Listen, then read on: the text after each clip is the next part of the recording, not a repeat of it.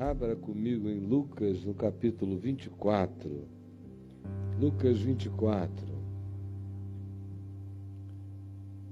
Do verso 13 em diante. É sobre essa canção que a gente cantou aqui agora, dizendo: fica, Senhor, já se faz tarde. Lucas 24, de 13 em diante, nos diz assim: naquele mesmo dia, que era o domingo à tarde, Jesus tinha morrido na sexta-feira, e às 3 horas da tarde, tinha terminado a sexta, iniciado o sábado, terminado o sábado, conforme o costume dos judeus, ao pôr do sol, e iniciado o domingo, já desde o final do sábado, conforme os judeus o fazem. E era domingo, de manhã, quando os primeiros discípulos, ou mais precisamente as mulheres, e dentre elas Maria Madalena, tinha voltado do túmulo dizendo que tiveram uma visão de anjos e, posteriormente, ela mesma dizendo que tinha visto o Senhor e que ele lhe instruíra dizendo: vai, diz aos meus discípulos que eu estou vivo e que eles se dirijam a Galiléia e lá me verão. Pois é nesse dia de domingo, chamado da ressurreição por nós, naquele dia, 2 dos discípulos de Jesus estavam de caminho para uma aldeia chamada Emaús, distante de Jerusalém, cerca de 12 quilômetros, 60 estádios romanos. E eles iam conversando a respeito de todas as coisas acontecidas em Jerusalém na sexta-feira, e como aquilo os tinha abalado horrendamente. Aconteceu que, enquanto eles conversavam um com o outro, discutiam, e estavam com o espírito atormentado, aflito, angustiado, frustrado, de certa forma zangado, o próprio Jesus se aproximou e ia com eles. Mas os olhos deles estavam como que impedidos de o reconhecer. Primeiro, porque não esperavam que o morto estivesse vivo. Em segundo lugar, porque não tinham a menor ideia de como era a manifestação de alguém que tinha passado pela ressurreição. Não essa ressurreição de experiência de quase morte, que se volta apenas, muitas vezes, impressionado, mas o que se machucou, se machucou. O que estava contingencializado pelo tempo, pelas marcas, pelas cicatrizes, por ferimentos, pela idade, continua presente. Mas aqui não, é outro tipo de ressurreição, é glorificação, é a vitória absoluta sobre a morte, onde todos os traços da contingencialidade espaço-temporal são removidos. Eles conheciam, tinham a familiaridade do reconhecimento, mas, ao mesmo tempo, discerniam que existia uma transcendência em relação à observação imediata. Por isso, estavam como que impedidos de o reconhecer, tanto pelo fenômeno objetivo da ressurreição glorificada, quanto pelo fenômeno psicológico do impedimento de enxergarem vivo aqueles a quem eles davam como mortos, como morto, desde a sexta-feira. Então Jesus lhes perguntou: que é isso que vos preocupa? E de que ides tratando e conversando e discutindo à medida em que caminhais? E eles então pararam entristecidos. Um, porém, chamado Cleopas, respondeu a esse que se interpusera entre eles no meio da jornada, na direção de Emaús, dizendo: que é isso? Tu és o único que estás vindo de Jerusalém e que ignoras as ocorrências dos últimos dias, tu não estavas lá. Só há um fato óbvio, acachapante. Jesus, porém, ao ouvir essa pergunta feita por Cleopas, devolveu a ele dizendo: quais fatos esmagadores aconteceram em Jerusalém? E eles então explicaram: ora, o que aconteceu a Jesus, o Nazareno, da Galiléia, que era varão profeta, poderoso em obras e palavras diante de Deus e de todo o povo, e como os principais sacerdotes e as nossas autoridades, especialmente as autoridades religiosas, o entregaram para ser condenado à morte pelos romanos, tendo sido os romanos os meros executores daqueles que o crucificaram a pedido das nossas autoridades e dos nossos sacerdotes.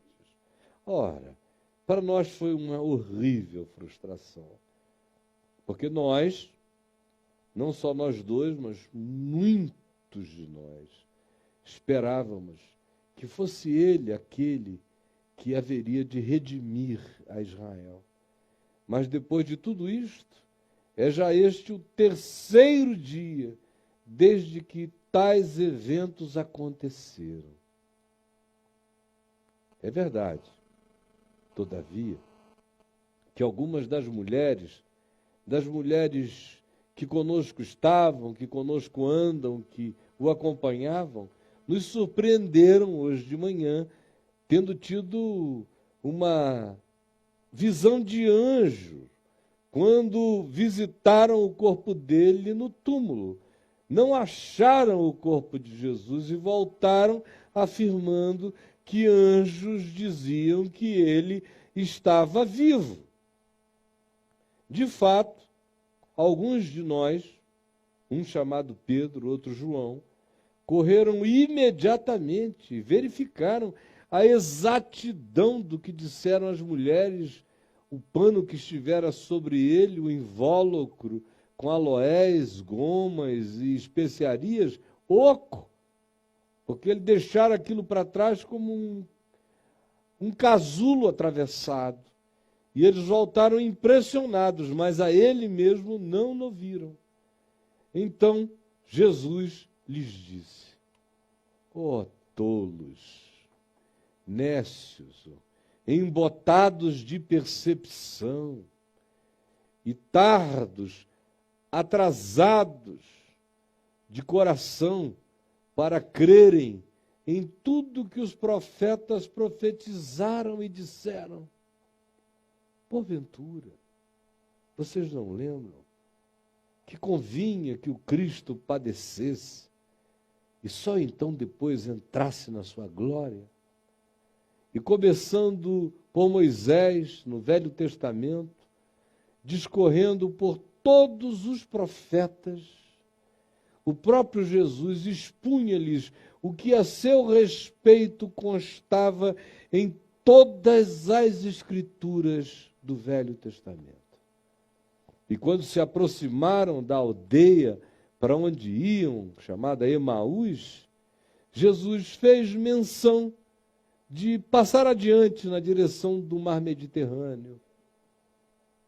Mas eles o constrangeram, dizendo: fica conosco, o sol já se põe, é tarde, o dia já declina, entra com a gente. E Jesus então entrou para ficar com eles aquela noite. E aconteceu que quando estavam à mesa, tomando Jesus o pão, o abençoou como sempre o fizera, e tendo partido o pão lhes deu. Então se lhes abriram os olhos e o reconheceram, mas ele imediatamente desapareceu da presença deles. Então eles olharam um para o outro e disseram: porventura não nos ardia o coração quando ele pelo caminho nos falava, quando nos expunha as Escrituras? E na mesma hora, levantando-se os dois, voltaram para Jerusalém, aonde acharam reunidos os 11 e outros discípulos com eles, os quais diziam: o Senhor ressuscitou e já apareceu também a Pedro. Então os dois contaram o que lhes acontecera no caminho e como Jesus fora por eles reconhecido quando partiu o pão. Essa é uma história da ressurreição carregada de muita poesia, de muita beleza. Esses dois homens andando na direção do pôr do sol. Emaús significa o lugar onde o sol se põe. E eles estavam andando na direção do sol que enterra lá no Mediterrâneo. Foi nesse trajeto entre Jerusalém e o caminho do mar que Jesus apareceu a eles, e eu já descrevi as circunstâncias. E o que eu quero conversar com você hoje é sobre essa pergunta de Jesus. Sobre o que é que vocês vêm falando, discutindo e tratando à medida em que caminham? Porque eu vejo que vocês estão angustiados. Sobre o que vocês vêm tratando à medida em que vocês vêm caminhando? O que? Qual é o assunto? Qual é a questão? O que ocupa a mente, o coração? O que faz vocês andarem tão aflitos e tomados por esse espírito de uma zanga frustrada? Um sentimento de que as coisas não deram certo. O que não deu certo para você? Fale. E eles pararam entristecidos, zangados mesmo, como se fosse obrigação de qualquer pessoa que tivesse estado em Jerusalém poder saber exatamente o que tinha acontecido um dia antes, na sexta-feira, um dia e pouco antes. E disseram: és tu o único? Onde é que tu estavas? Que alienado és tu, que não sabes o que aconteceu lá. As ocorrências dos últimos dias. E Jesus carrega-se dessa doce ironia e lhes pergunta: quais? Quais? Quais foram as ocorrências desses últimos dias? Quais são essas últimas notícias de Jerusalém que eu não estou sabendo? Conta para mim. Conta para mim. Aí eles tinham notícia de sexta-feira, mas não sabiam nada do domingo de madrugada. Coisa nenhuma. Era uma história de frustração, de morte, de cruz, de injustiça, de iniquidade, de autoridades corruptas, corruptoras, de povo volúvel que não sabe escolher, que escolhe a Barrabás e não aquele que os poderia salvar de si mesmos, zangados com as manipulações políticas que aconteceram nos vários níveis e instâncias de poder, como os próprios romanos, sem nenhuma convicção de que deveriam fazer aquilo, cederam apenas para não criarem um clima de insatisfação nas autoridades, que já tinham contratado pessoas que estavam sendo pagas para expressarem uma vontade, uma deliberação contratada, gritada contra Jesus, como aquilo tudo, que não tinha nada a ver com a maioria, de repente virou outra coisa.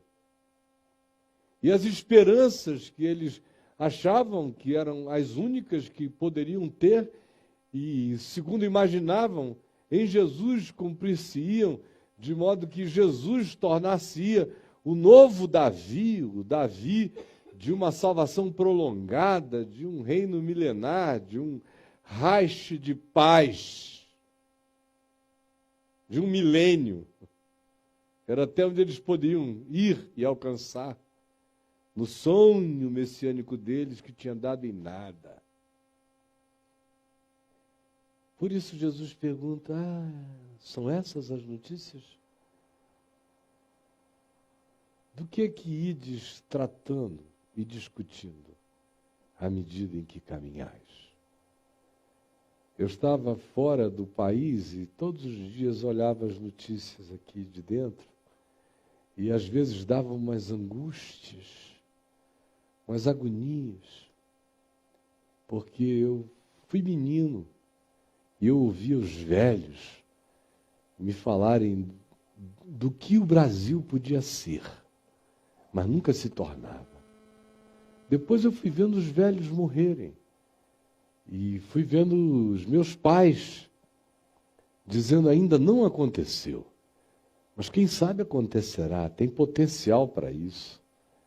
Depois eu mesmo me tornei um homem adulto, enfronhado em milhares de coisas no país e lutando por todas as causas que me pareciam ser injustas em favor dessa possibilidade de que esse lugar fosse um lugar bom para todos. E década após década, movimento após movimento, esperança após esperança, a gente vai vendo as coisas, às vezes, fazerem acenos de possibilidades e logo depois serem esmagadas por nós mesmos, pela nossa insensatez, pela nossa idiotice, pela nossa corruptibilidade, pelas nossas escolhas treslocadas, pela nossa maluquice coletiva. É tudo muito estranho e a gente volta dezenas de casas atrás, e o que parecia se tornar agora um vislumbre de possibilidades novas, de repente retroage. E retroage para perspectivas que a gente nem podia imaginar e com uma subtileza, com uma rapidez impensáveis muitas vezes. Isso numa perspectiva maior.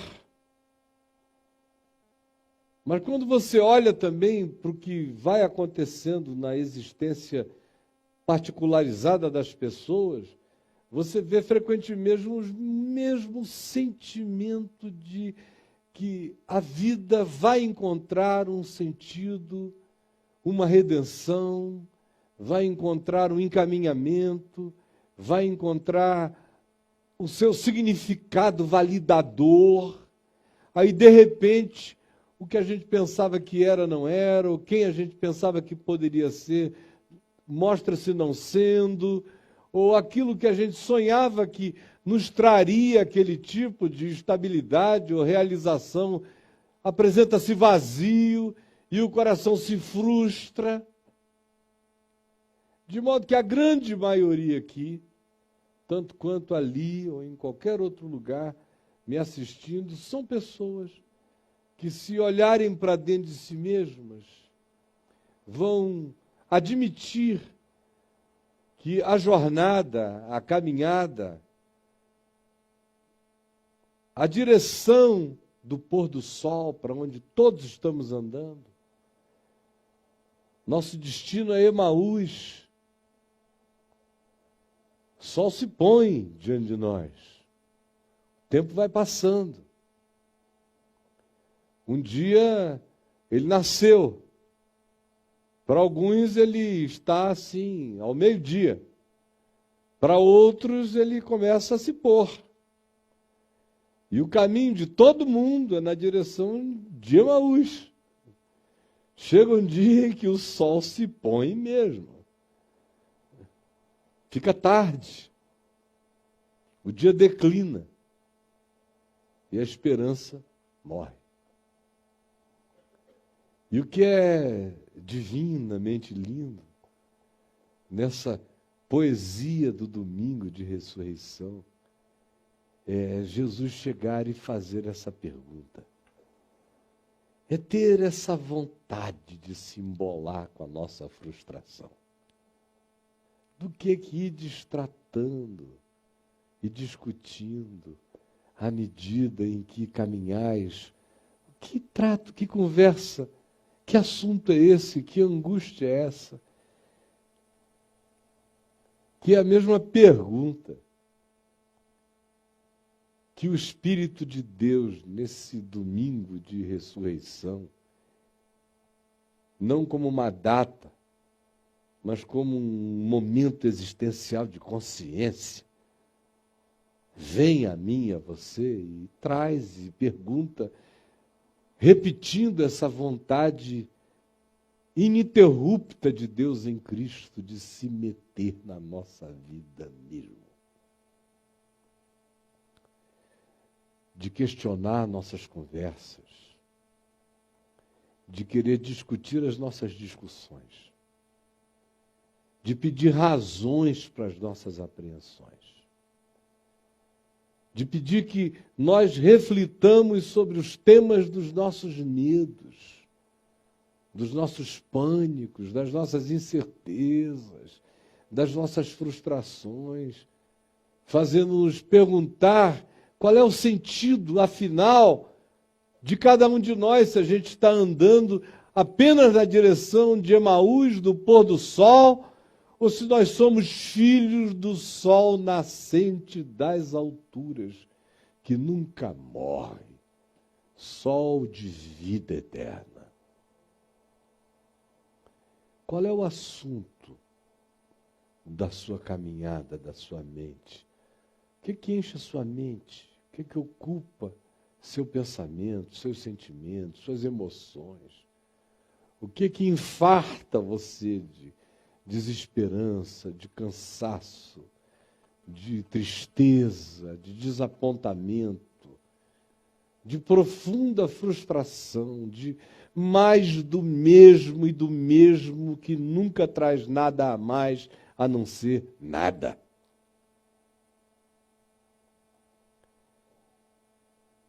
E tem gente que, quando confrontada com isto, se incomoda, para zangado, não aceita esse questionamento divino. Parece que há uma provocação irônica, sarcástica. A vontade é de dizer, escuta, tu és o único que não sabes o que está acontecendo. Vocês viram quantos pedidos de oração aqui, de gente que pede por trabalho, tanto quanto a viúva que tem que criar um filho de 10 anos. Ou a esposa aflita orando pelo marido que recebeu implante de milhões de células-troncos para ver se não morre prematura e anacronicamente. E tantas outras coisas. E sentimentos e relacionamentos que deram em nada. Pessoas que eram pura mentira. Gente em quem a gente depositou confianças que simplesmente se dissolveram diante de nós. Evaporaram-se.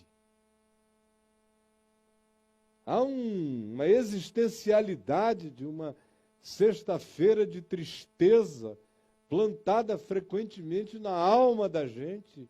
E se a gente não toma cuidado, essa sexta-feira se torna uma sexta-feira perene, uma sexta-feira crônica, uma sexta-feira sindrômica, uma sexta-feira contínua, uma sexta-feira sem interrupção. Vira o tema da gente, o assunto da gente, um dia depois do outro, nunca mais vai mudar. Há certas coisas que são tão carregadas de esperança para a gente, que quando são crucificadas, que quando são mortas, que quando perecem diante dos nossos sentidos, parecem nos deixar num estado de irrecuperabilidade. A alma não sabe mais o caminho da esperança. Ou, como diz o Salmo, nega consolar-se, se auto-boicota, bebe as próprias lágrimas como remédio, gerando um amargor contínuo, uma paixão nostálgica que deprime para sempre. Esse é um dos males mais espalhados no planeta todo. Todo ele. E o pânico que vem dessa desesperança. O sentimento de desamparo. Ora, nós pensávamos que ele fosse aquele que nos havia de redimir, mas não. A gente pensou que era dessa vez, mas não. Tem um monte de gente aqui hoje que pensou que era dessa vez. Pensou que era esse cara, pensou que era aquela mulher, pensou que era esse trabalho, pensou que era essa época da vida que te traria descanso. Pensou. Sonhou, imaginou. Se projetou para um futuro diferente. Se concebeu com a idade que você está, vivendo o dia de hoje de um outro modo. E é frequentemente muito mais assim que a existência se mostra do que de qualquer outra forma, do que de qualquer outra maneira. Quem é aqui, ou em qualquer lugar, que pode honestamente dizer que tudo aquilo que sonha, espera, imagina, deseja, concretiza-se na sua vida? Quem ainda tem essa impressão é porque não mudou de fase. É só isso. Outro dia eu ouvi alguém dizer que filho da gente, por exemplo, é como videogame. Cada nova fase fica mais difícil. E você vai descobrindo que não tem fase mais fácil do que quando sai do ventre. Ali é fácil demais. Qualquer idiota.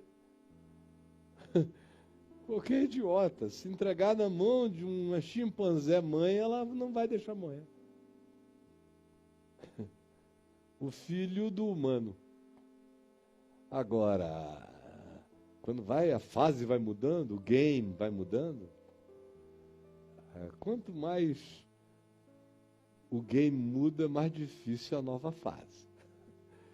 Aí você está aqui hoje com a cabeça branca, crendo que a essa altura todos os filhos já estariam pacificados e os que têm mais idade ainda, que os netos também seriam aqueles netos adocicados, apaixonados por você, e os filhos são distantes e os netos indiferentes. E o homem que você diz que ama é esquisito. E a mulher que você chama de minha parece não ser sua, nem de ninguém. E todo mundo muito oco. Olha para si mesmo e diz, poxa, que desperdício é a minha vida.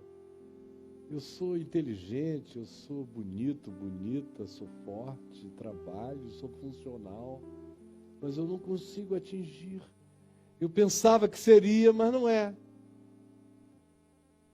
E quantos aqui não falam com Deus, não oram a Deus, informando a Deus, como se Ele fosse o único que não soubesse da gente, nem do que aconteceu na nossa vida. A maioria das nossas orações são tentativas de informação a Deus sobre o que Ele não sabe. Tu és o único que não estás sabendo de mim. E me convidas a crer. E me interpelas. E me questionas. Qualquer um sabe. Por isso que os meus melhores amigos não são Deus. Eles sabem o meu perrengue. Agora Deus fica dizendo, escuta, qual? O que, meu filho? Está pensando que não dói? A gente cria. A gente apostou tudo. Nós deixamos um monte de coisas para trás e fomos juntos com Ele. Olha só no que deu.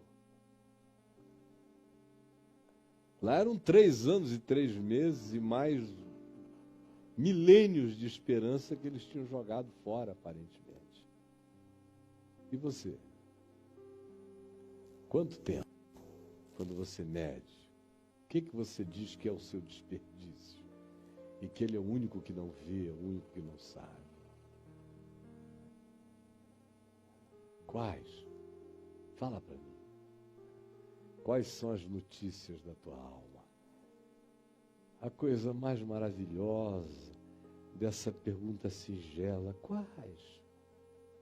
Dessa ironia, desse sarcasmo divino, é que ele vem carregado de uma afirmação sublime.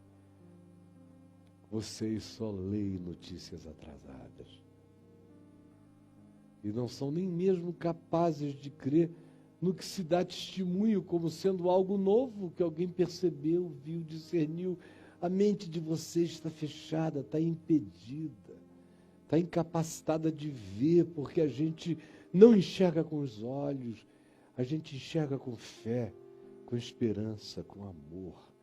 A gente enxerga com a vontade do bem. Do contrário, a gente não vê nada.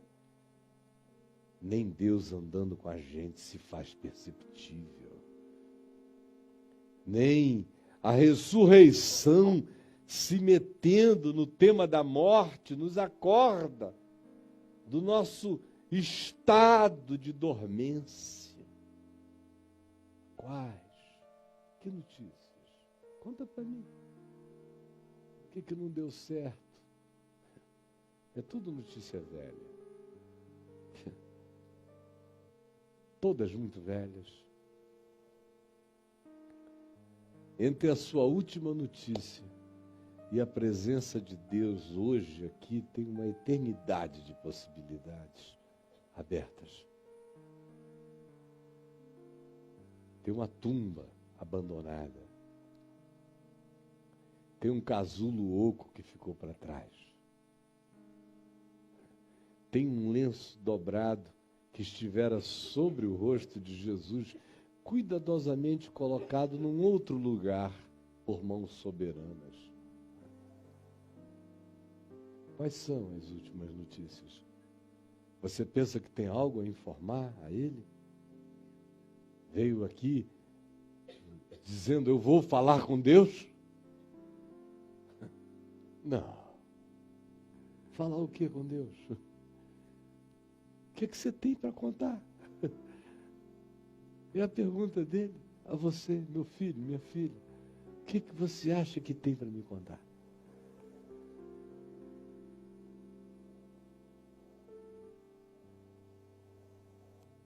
Você só tem notícia velha. E eu vim aqui hoje, a minha mulher me perguntou, o que você vai pregar? Aí eu falei, eu vou dizer para eles que Jesus vai muito bem, obrigado. Graças a Deus, muito bem, obrigado. É o que ele me manda dizer para o povo hoje. Olha, vou muito bem, obrigado, viu? Preocupação, pela aflição, pela ajuda que vocês estão tentando me dar, por essa angústia aflitiva, achando que tudo acabou, essa igreja podre, esses pastores venais, esse bando de enganadores safados, pré-medievais, obscurantistas, perversos, um mundo maluco, degolador de pescoços humanos, cada vez mais dividido, um planeta sem lideranças. São filhos da Putin na Rússia, até os nossos capazes de se meterem assim, de maneira gelecosa, lulesca, em qualquer buraco e nada pega, uma gosma que não apresenta nenhuma densidade, parece que a terra está podre, está tudo podre, as religiões não prestam, os sistemas adoecidos, família morrendo, família em estado terminal, se extinguindo.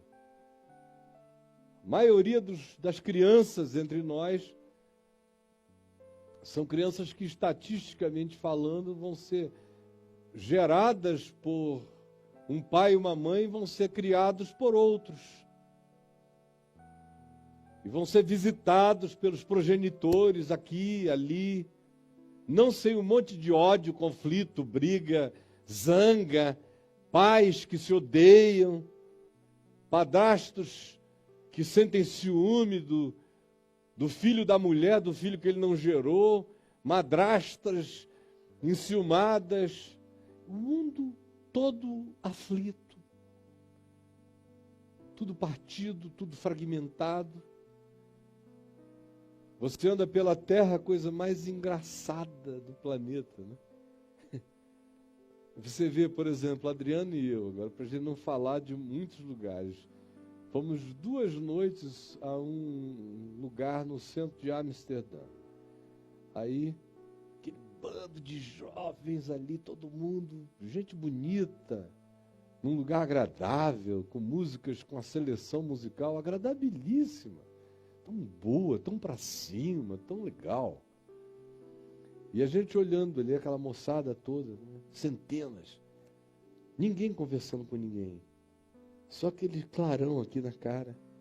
Às vezes, no máximo, quando eles interagiam, assim, batia no outro e mostrava. Aí um cara assim na nossa frente, no último dia, um sujeito meio malhado, de uns 50 anos, sentado ali, parecia um marinheiro, papai, holandês, sentadão lá. Ele chegou e nós chegamos, acho que umas 6h30, 6 horas lá. Ele sentou e nós quisemos ficar até tarde, comer e ficar, música boa, só nós dois, vamos ficar aqui. E olhando aquela moçada, e ele sentou ali, quando a gente chegou ele já estava, ele ficou. Nós saímos acho que 10 horas, ele tinha acabado de se levantar depois de mais ou menos umas 4 horas, sem tirar a cala daquilo ali. Digo, um cara sai de casa, vem para cá, o único movimento dele, às vezes, era dizer assim, outro. Aí o cara arriava uma Heineken, daquelas grandes, na presença dele. Aí ele... Mas nada, nenhuma conversa, nem um sorriso para ninguém ao lado, nada. Tudo completamente distante. Aí, parece que essas são as únicas notícias. São os únicos cenários. Eu encontro toda hora pessoas dizendo, nesse cenário, tudo que eu de fato não quero é estar nada nesse mundo. Para quê? E se você for completamente racional na sua funcionalidade, na sua aritmética, talvez você chegue, logicamente, a uma conclusão desse tipo. Para quê? É melhor que eu seja o último da minha casa. Que em mim as sequências acabem. Para que dar sequência a qualquer coisa? Como é que vai ser esse futuro?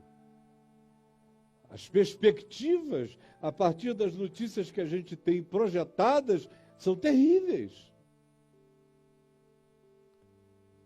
Mas você crê que tem alguma notícia sendo dada hoje que tenha sido mais desgraçadamente desmobilizadora do que aquela que visitou aqueles homens naquela sexta-feira?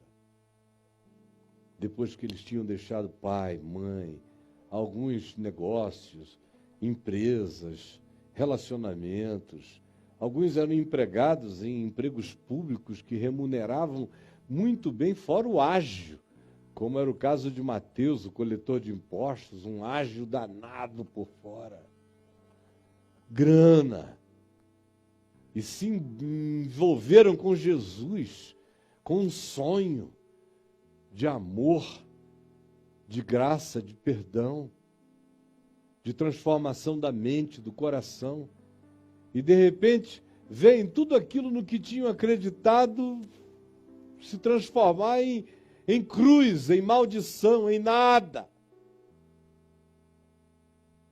Vocês não queiram saber quantas vezes o coração mergulha em tristezas quando você imagina que passou 2/3 da sua existência, daqui a mais um tempo, se eu viver mais 20 anos, eu terei passado praticamente a minha vida toda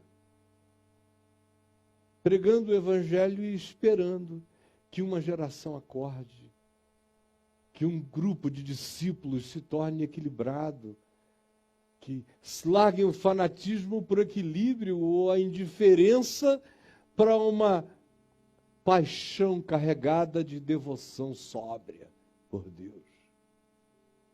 E vem ano, sai ano, e você acorda de madrugada, e você sai, e pega avião às 4, e volta de madrugada, e prega o dia inteiro, os pés incham, as veias dilatam, você cansa, vive rouco, o peito dói de não parar de falar, a mente arde de cansada de pensar, e você não tem tempo para você, não tem feriado, não tem nada, é um dia depois do outro, e é gente, e você enxugando gelo, década após década, esperando que melhore, e parece que a cada nova geração as pessoas pioram, sabem menos, ou estão mais indiferentes, ou estão mais fanáticas, ou mais glacializadas, e o amor vai se esfriando de quase todos. E parece que a última notícia é essa. E a vontade que dá é dizer, chega. Aí vem o Senhor e diz, qual mesmo é a última notícia? A tua última notícia é essa? Olha, há certas coisas que a gente só vai discernir hoje no partir do pão, como aconteceu com eles naquele dia. Porque Jesus, quando ouviu qual era a história deles, que era a notícia de sexta-feira da paixão, era Charlie Hebdo, eles estavam ainda naquela, eu sou Charlie. A tristeza. Jesus começou a expor a eles tudo o que a seu respeito constava em todas as Escrituras. Como ele era o sonho de todos os profetas. E termina dizendo, será que vocês não tinham entendido que o padecimento, a dor faz parte e precede a glória? Convém que o Cristo padeça e entre na sua glória, convém que o discípulo padeça e entre na sua glória, convém que cada um de nós conheça o significado da realidade e não se deixe esmagar por ela, mas seja salvo pelo poder da glória, dessa invasão de ressurreição e de vida. O coração deles ardia. É o que diz aqui. Porventura não nos ardia o coração quando ele pelo caminho nos falava, quando nos expunha as Escrituras? Assim como eu sei que tem muito coraçãozinho hoje aqui que está ardido. Começou com uma melancolia, com uma frustração raivosa, triste, e agora começa a ficar ardido de uma esperança não compreendida, mas estranhamente crescente. Enquanto esses momentos, enquanto essa palavra, enquanto essa fala de fé vem sendo dita, começa a haver essa ardência de uma esperança ainda nem discernida, mas brotante do coração. Até que chega aquele momento em que eles avistam a cidade deles, a casa deles, e Jesus faz menção de seguir adiante. E eles o param e dizem, não, vai não. mudou tudo tão estranhamente. A gente não sabe nem explicar por quê. Mas mudou. E nós não vimos ninguém, eles não tinham visto ninguém, não tinham compreendido que aquele era ele. Mas a ardência da palavra já tinha mudado o cenário sem que eles tivessem tido nenhuma troca de informação objetiva. Fica com a gente.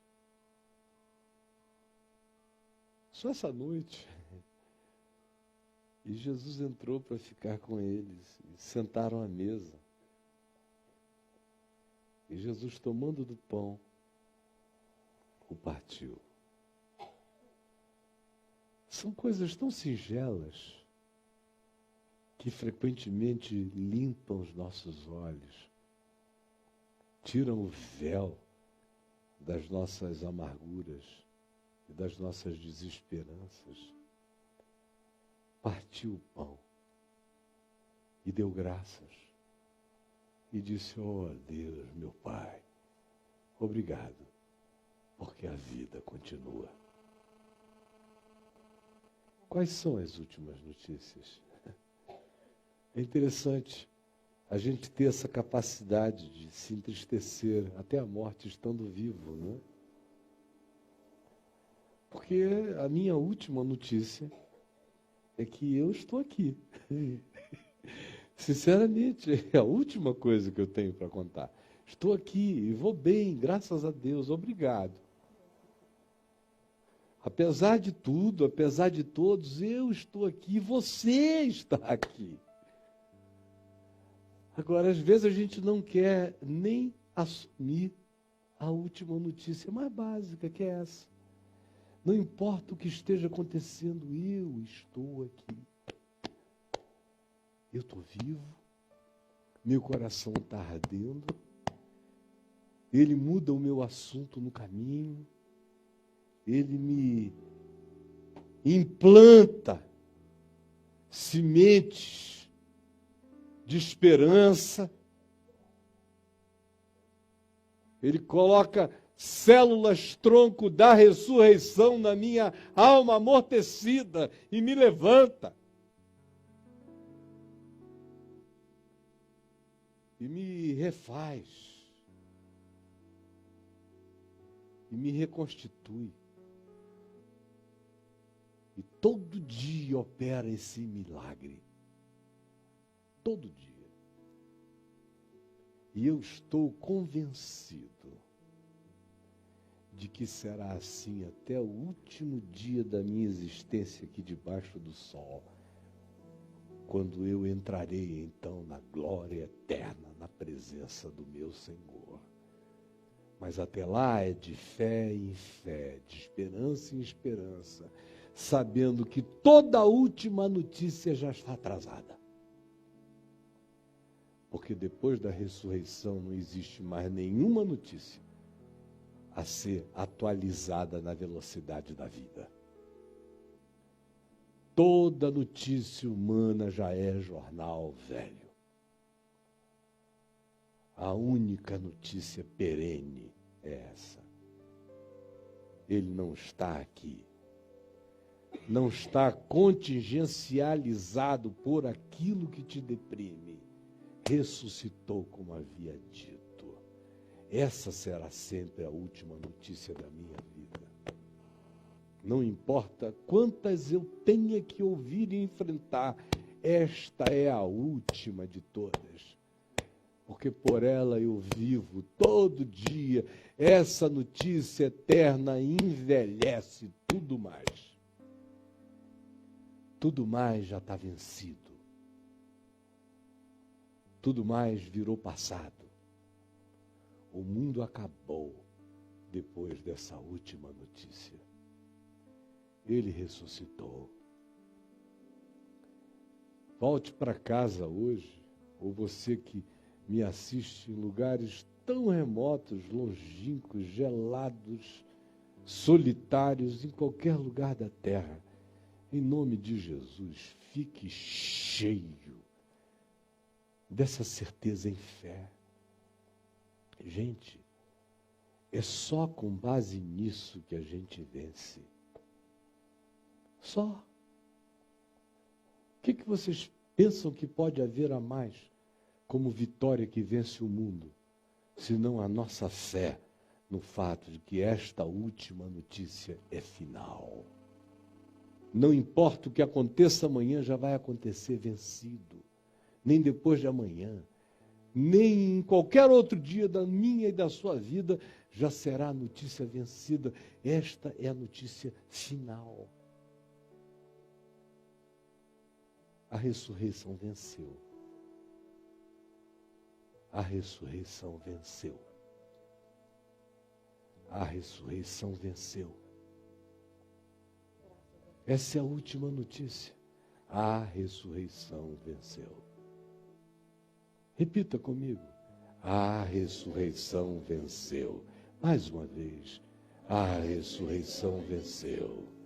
Esta é a última notícia. A ressurreição venceu. Tudo mais já acontece vencido pela ressurreição. Em nome de Jesus.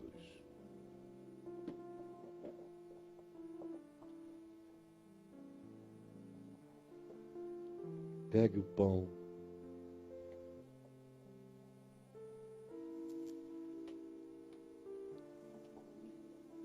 Quando Jesus partiu o pão, os seus olhos se abriram. E eles entenderam que a cruz não matava, que a cruz era vida. Jesus disse antes de ir para a cruz, dando o pão a eles: "Isto é o meu corpo, que é entregue por amor de vós." Não é derrota, é a entrega do amor. Faze isto em memória de mim. E por semelhante modo, depois de haver comido o pão, ele lhes deu um cálice, dizendo: "Este é o sangue da nova aliança, que será derramado, meu sangue, em favor de muitos, do mundo inteiro. Faze isto em memória de mim todas as vezes que comerdes do pão e beberdes do cálice. Lembrem da vitória da ressurreição." Porque o meu corpo, a minha carne é verdadeira comida, e o meu sangue é verdadeira bebida. Aleluia. Fica, Senhor, já se faz tarde. Tens meu coração para pousar.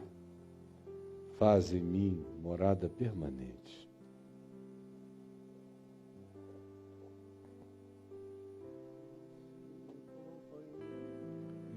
No caminho, sua presença logo cantar.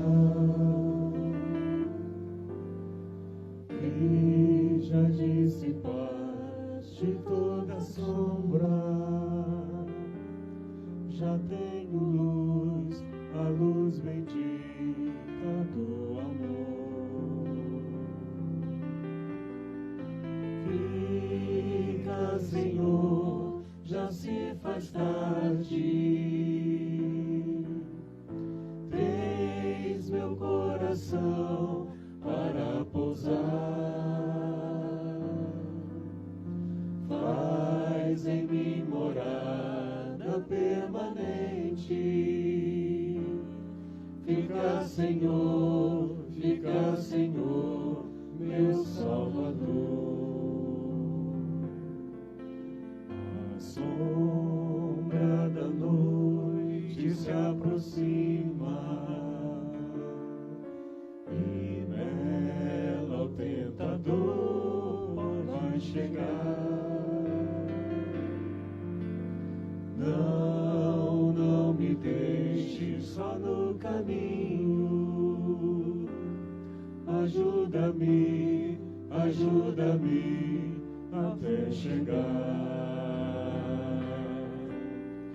Fica, Senhor, já se faz tarde. Eis meu coração para pousar. Faz em mim morada permanente.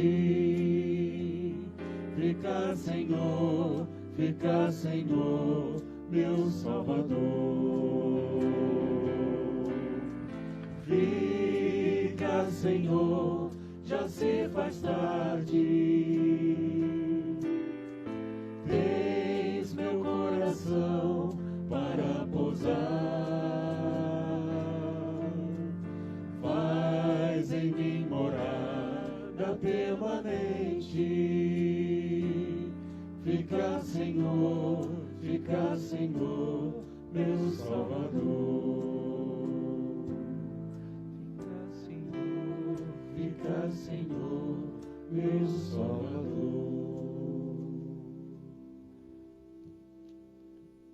Na noite em que o Senhor Jesus foi traído, ele tomou um pão, o partiu, deu graças e o deu aos seus discípulos, dizendo-lhes: isto é o meu corpo, não é morte, é vida.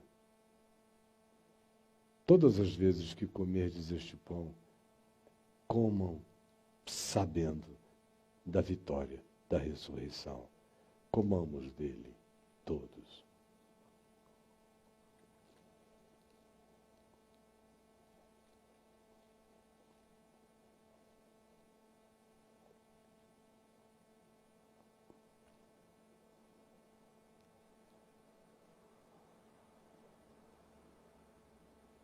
Por semelhante modo, depois de haver comido o pão, ele deu um cálice aos seus discípulos, dizendo-lhes: este cálice é a nova aliança no meu sangue, é pacto com a vida, com a ressurreição.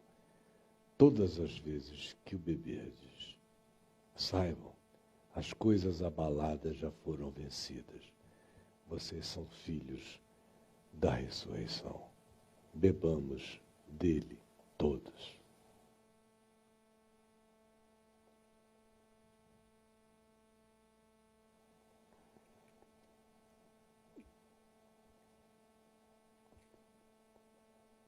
Paizinho amado, muito obrigado pela quietude dessa noite de chuva, por esse silêncio, pela paz que foi tomando conta do coração deprimido, angustiado, desamparado, e agora já tomado pela certeza ardente da tua presença no ser. Obrigado por esse milagre da vida eterna, que a palavra da vida opera em nós, sobre os que estão perto e sobre os que estão longe, porque tu estás perto de todo aquele que te invoca. E agora enche-nos